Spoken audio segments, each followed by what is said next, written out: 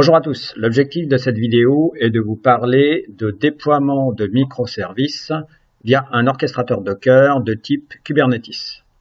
Première étape, bien évidemment, il faut créer son microservice. Donc on prend son Spring Tool Suite, on crée son microservice de démo Hellonem, c'est hyper simple. Alors pour rappel, avec Spring Boot, lorsque je vais faire un Maven package, je vais générer un jar qui contient mon serveur, par exemple Tomcat, qui exécutera mon microservice. Donc là, mon jar s'appelle REST example 0.2.0.jar. Je vais lancer mon microservice avec un java-jar et le nom de ce jar. Ok, ça c'est simple. Une fois que j'ai fait ça, je dois créer l'image Docker qui va me permettre de lancer ce microservice. Alors pour créer cette image Docker, il faut déjà que j'ai une image de base Docker avec Java.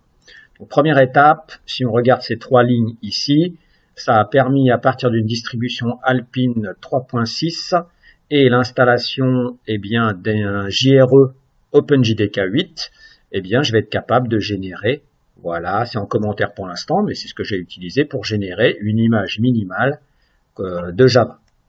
Elle fait 82 MB. Elle s'appelle cpruvo/minimal-java 8. 82 MB, lorsque je vais rajouter le microservice, ça fera 114 MB. C'est acceptable. Pour comparer ici à une image où j'ai un Oracle Enterprise Linux plus du Maven plus le même microservice, on voit que c'est beaucoup plus gros.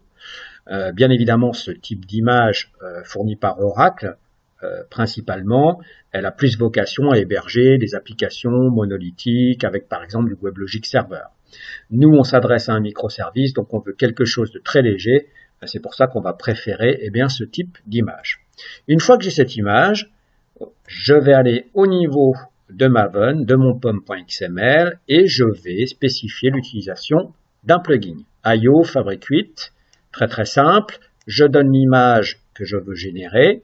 Ok, je lui donne la localisation du Dockerfile ici. Ce Dockerfile dit que je vais partir de cpruvo minimal java 8, que je vais créer un répertoire de travail qui s'appelle home myapp. Je vais copier mon fichier jar créé par Maven dedans et ensuite en entry point j'aurai un java-jar et rest example 0.2.jar. J'expose le port de Tomcat par la suite. Très bien.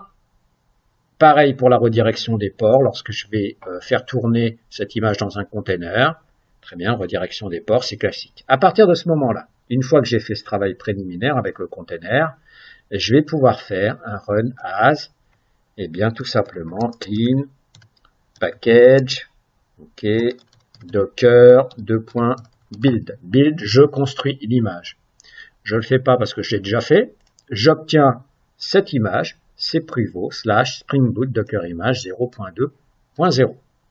Je veux tourner mon microservice. Je fais un Docker run. Voilà. Docker run, 2.run, je le fais pas. Je veux arrêter, je fais un Docker stop. Je veux envoyer mon image sur mon repository Docker. Je fais un Docker push. Ça a déjà été fait. Donc, mon image est déjà disponible sur le repository Docker, cpruvo Spring Boot Doc Image, avec un tag ici 0.20. Parfait. Donc, j'ai fait ma première étape. J'ai mon image Docker contenant le service. Je m'intéressais maintenant à Kubernetes. Kubernetes, pour rappel de l'architecture, c'est comme tous les orchestrateurs Docker. J'ai un nœud master qui va entraîner et envoyer des instructions sur des nodes. Alors un node, c'est soit un serveur physique, soit une VM, ok, pour obtenir l'exécution d'un pod. Un pod, c'est plusieurs containers. Voilà, par exemple, un pod, ça va être le container qui héberge le serveur d'application Java et la base de données. Ok. Le nœud master envoie ses ordres via un agent qui est kubelet, qui tourne donc sur les nodes. On a une notion de réplication, donc je peux répliquer les proxys, ça me permet de multiplier, donc de scaler sur les containers. On a une notion de proxy et la notion de service avec Kubernetes qui permettra d'exposer un port du container pour être appelable depuis l'extérieur. Et ça nous permettra d'appeler notre microservice depuis l'extérieur. Pour la partie Kubernetes, il y a un outil très simple qui s'appelle Minikube. Voilà, donc sur mon poste Windows, j'ai un Minikube qui tourne. Minikube, c'est un outil qui me permet d'avoir très simplement un cluster Kubernetes single node. Donc j'ai un single node avec un master et un node. J'ai fait dans l'interface de commande un Minikube start. Ok, ça tourne. Je peux faire un Minikube aussi dashboard. Et donc j'ai ma VM qui tourne avec un cluster one node Kubernetes dashboard. J'ai le Kubernetes dashboard. Une fois que j'ai fait ça, je vais travailler sur deux fichiers. Premier fichier, service.yaml, on ne va pas le voir en détail.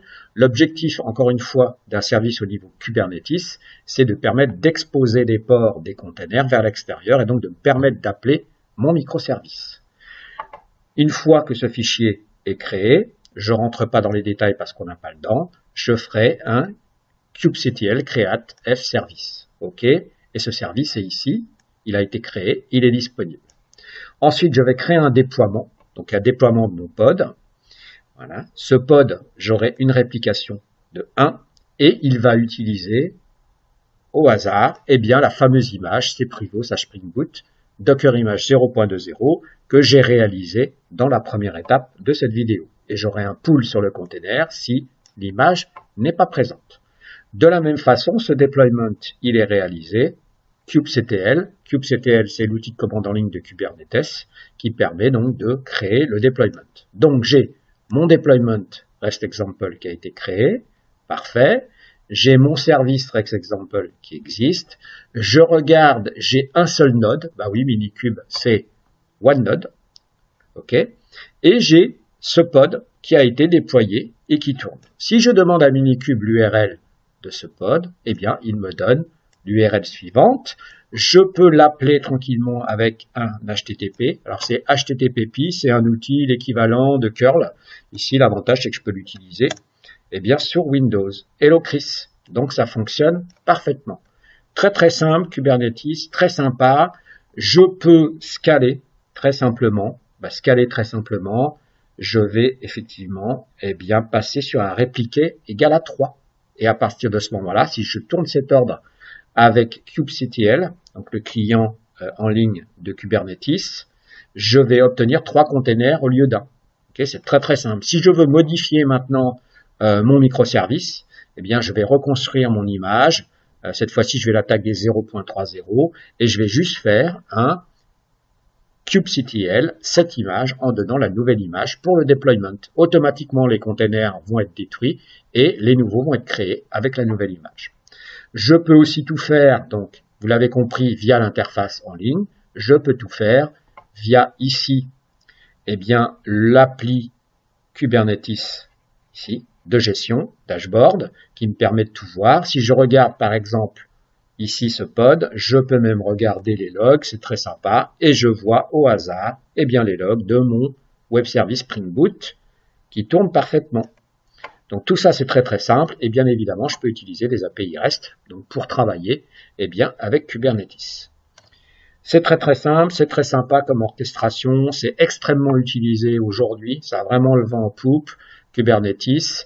La prochaine vidéo que je réaliserai vous montrera comment on va chez Oracle eh bien utiliser du Kubernetes sur ce qu'on appelle Oracle Cloud Infrastructure, donc entre guillemets nos data centers nouvelle génération avec du bare metal. Voilà, je vous remercie d'avoir suivi cette vidéo.